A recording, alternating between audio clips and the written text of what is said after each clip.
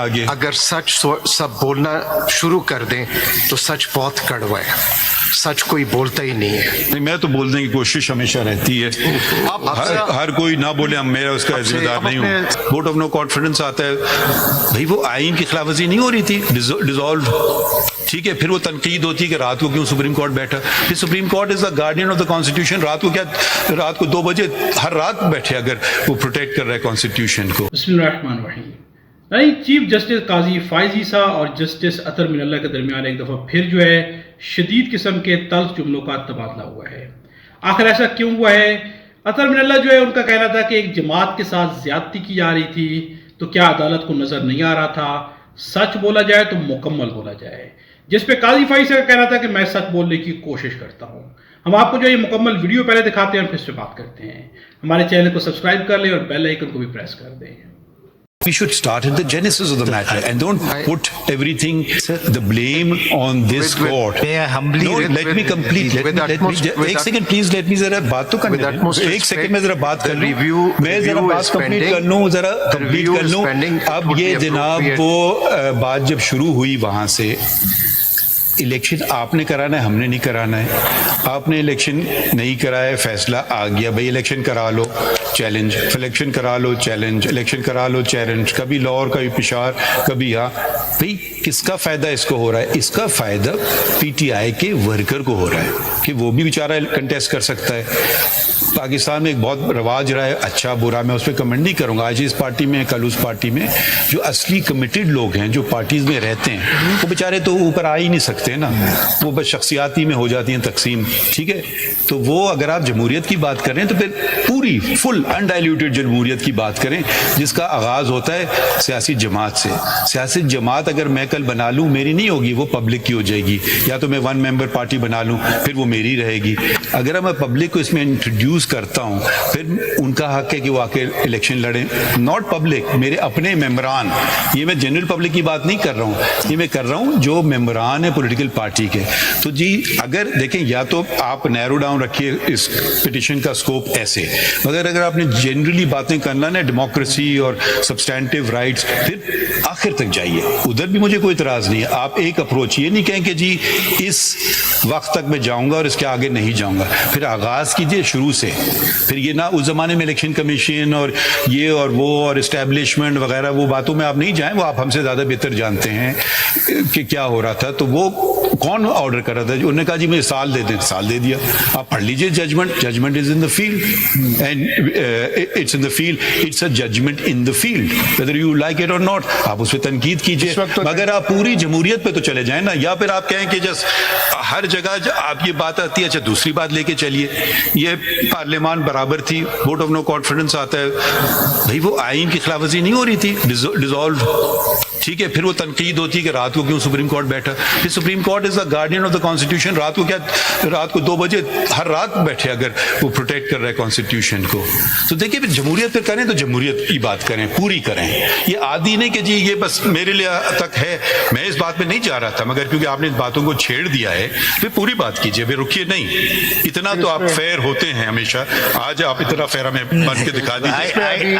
I did not discuss the 13 January judgment. I only referred to that as a fact. Faisal اس پہ review pending ہے، اگر ساری چیزیں یہیں ڈسکس کرنی ہے تو پھر ریویو بھی میں صرف فیکٹس والی بات کر رہا تھا، یہ with great respect، فیکٹس والی بات کر رہا تھا۔ چلیں آگے بڑھیں، سبمیشنز جو آپ کے سبمیشنز ہیں، with great respect، چلیں آگے بڑھیے، پلیز بڑھیے نا آگے۔ اگر سچ سب بولنا شروع کر دیں تو سچ بہت کڑوا ہے، سچ کوئی بولتا ہی نہیں ہے۔ نہیں، میں تو بولنے کی کوشش ہمیشہ رہتی ہے، ہر کوئی نہ بولے، میرا اس کا ذمہ دار نہیں ہوں۔ آگے چلیں مسٹر فیصل۔ آپ کی سبمیشن سے 2 منٹ پہلے ذرا ایک چیز ہے کہ ایک بات پہ I am 100% in agreement with justice Munib کہ یہ بیسک جو فارم تھا، وہ کل سے میری آرگومنٹس ہے کہ وہ basic form P T I کی طرف سے جمع کیے تھے، یہ پی ٹی آئی کے کینڈیڈیٹ تھے۔ اب جب وہ پی ٹی آئی کے کینڈیڈیٹ تھے تو ہماری 5 ممبر بینچ کی ججمنٹ ہے 63A پہ، جس میں ہم نے ڈکلیئر کیا کہ whosoever switch from one party to another party he is not qualified. Class لگے گی نا، ہم نے اس میں لکھا 62 پلیز 62 1F के तहत हमने डिक्लेयर कर दिया है कि वो डिसक्वालिफाइड होगा. This is judgment, we are bound by it. दो I have written decent note but I am bound by it. अब अगर वो शिफ्ट हो रहा है, judge of that judgment. 63. I think perhaps that is not, with a very great respect, but it's not exactly what that judgment says. But anyway, And it is everyone applicable entitled for to read that political judgment. parties. So those which have presence there, and it is done after they हम become ये मान रहे हैं कि political political party के members थे. parties. Since we became political अरे आप फैसल साहब आगे चलें, वरना वो बेंच के जजमेंट मेंबरान पे में ही से क्रिटिसिज्म होती रहेगी आपस में. बेंच के मेंबरान में से I think 63A does not have any application, but I move on. Mr. Faisal आगे Siddiqui, चलता हूं, how long will you Faisal take? Sir मैं अब जरा हम आपको पुश कर रहे हैं कि आगे बढ़े ना. आगे चले, वो एक दूसरे आप इधर तो जा रहे हैं तो this will never and. I hope your lordship in another judgment does clarify your lordship's judgment. मेरी तो ख्वाहिश ये रहेगी. फैसल आप आप दरख्वास्त ले आइए, हम देख लेंगे. मेरी ख्वाहिश ये रहेगी सर. 2 मिनट में 1-2 चीजें दिखा दूं, फिर मैं प्रोपोजिशन पे बस. प्रोपोजिशन तो आपकी दो हैं, उस पर प्लीज आ जाए ना सर डायरेक्टली. एक चीज दिखा दूं बस. दिखाएं जो मर्जी चलें बस. दिखाते हैं तो फिर कहीं और चले जाती है बात. उधर ही सीधा शुरू करे, 2 क्वेश्चंस है, खत्म करे. फैसल साहब कहीं और नहीं जाते. प्लीज चलें, प्लीज चलें जनाब. Sir I mean, we can't just hold the nation captive for one note case. फिर मैं दिखाऊं. ये बहुत अच्छी बात की. चलिए, कहीं और please चला. दिखाएं. मैं सिर्फ नोट करवा रहा हूं. ये जो एडिशनल पेपर बुक है 5272, इसमें जो पेज 3 to 20 है, इसमें मैंने वो कुछ डॉक्यूमेंट्स लगा दिए हैं जिसमें वो जो कंट्रोवर्सी थी कि 3 दिन में हमने अप्लाई किया, ज्वाइन किया, एफिडेविट्स जमा करवाए, वो मैंने लगा दिए. तो ये आप देख लीजिएगा. उसका जो हमारा लेटर है SIC का, उस आर्ग्यूमेंट में भी आ जाएगा जी, जब जी, आप कंटेंशन जी, करें. जी, जी. आप हमें प्रोपोर्शनल रिप्रेजेंटेशन पहले कर Now लें. let us come to Mr. the Faisal, ji. I think it's easier, मैं आपके लिए आसान कर देता हूँ सबके लिए. अगर आप प्रोपोर्शनल रिप्रेजेंटेशन का कॉन्सेप्ट पहले क्लियर कर लें, जी. And then go to the fact whether it all what's a political party. जी. ये 2 तो हल कर दें मसले, जी, तो फिर जी. हम I think we done. Ji. So for that let us read Article 51. ठीक, पढ़े ना. I think it's about time we read that article. And I'll start with Article 51, Sub-Article 6, for the purposes of elections to the National Assembly.